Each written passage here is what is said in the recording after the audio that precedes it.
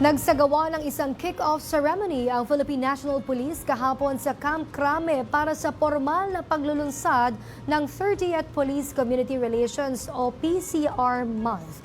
Yan at iba pang mga detalye sa report ni Simon Ong.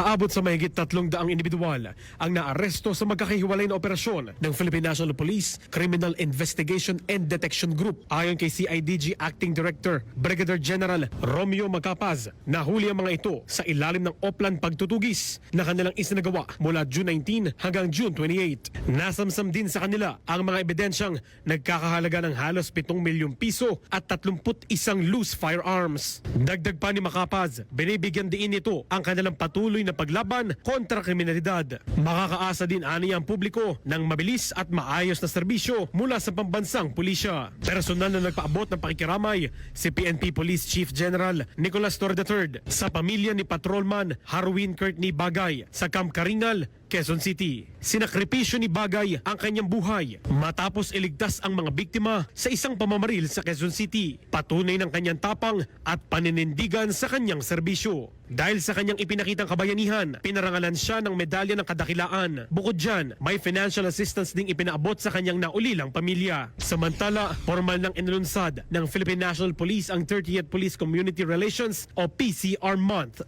Isinagawa ang kick-off ceremony kahapon sa Camp Crame, Quezon City na may temang sa bagong Pilipinas. Ang gusto ng pulis, ligtas ka. Tampok sa event na ito ang nationwide oath-taking ng PNP Women's Support Network o WSN Project Team. Binigyan din naman ni PNP Police Lieutenant General Jose Melencio Nartates Jr. ang responsibilidad ng kapulisan. Aniya, layunin ng PNP na maging ligtas ang bawat Pilipino saan mang lugar. Para sa totoong balita sa bagong Pilipinas, Simon Ong, Congress News.